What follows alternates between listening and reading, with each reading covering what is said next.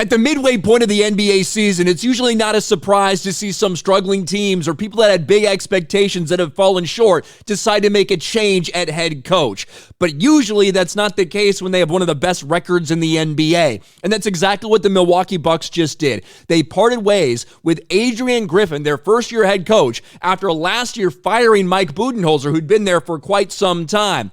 And already, within 10 minutes of this big announcement, that despite being 30-13 on the season, second best record really in the NBA, tied with a couple others, but second best record certainly in the Eastern Conference. And within minutes of the report last night, we heard that they were already negotiating with Doc Rivers, and now finally within the last hour or so, that all has been confirmed. You know, Milwaukee Bucks, 30-13, second in the Eastern Conference, couple 30-13 teams like OKC and the Timberwolves. Other than that, the Bucks have one of the best records in the NBA, and they fired their head coach. Bucks hire Doc Rivers as new head coach after firing Adrian Griffin mid-season.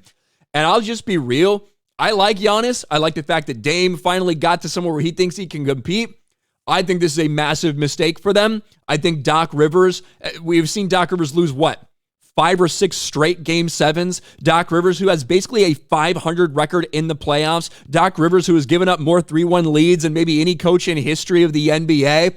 Now Doc Rivers goes from ESPN right back to coaching. Milwaukee Bucks hired Doc Rivers as head coach, and it smells like a potential bust in the making. Just hours after the Bucks fired head coach Adrian Griffin, the franchise reportedly have found their next skipper, and it's a massive splash. Now, it was being reported last night that it was a done deal. They were just kind of working out some little things, and about an hour ago, they finally did come out and make that official. Rivers has been coached for 24 years, having gigs with the Celtics, the Clippers, the 76ers, and the Magic. He's racked up a whopping 1,097 wins, which ranks number 9 all time, and he's 111 and 104 in the postseason. Now, there's also already been some reports that he had been mentoring Adrian Griffin, like they brought him in to help the first-year head coach, give him advice and stuff like that.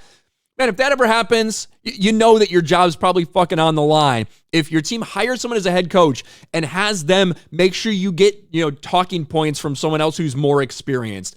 And I guess they just decided that he kind of lost the locker room after, getting all over them over some play-in game stuff. Got to some of the guys who weren't given effort, and that apparently was enough to lose some people in the locker room. Those are kind of the reports of why this is happening.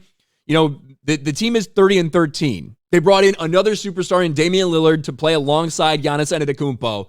And, at this point in time, they're not playing maybe up to their potential, but they're certainly playing pretty well. Defensively, they've struggled a little bit. I think you can definitely say that. They're probably not defensively where they want to be, but it's a pretty big shocker to have one of the best records in the league and still fire your coach. Bringing in Doc Rivers, who's had a lot of experience and a lot of success in the regular season, but when it comes to postseason, when it comes to clutch moments, when it comes to teams falling apart, we've seen that a lot in Doc Rivers' history over the last, 15 years.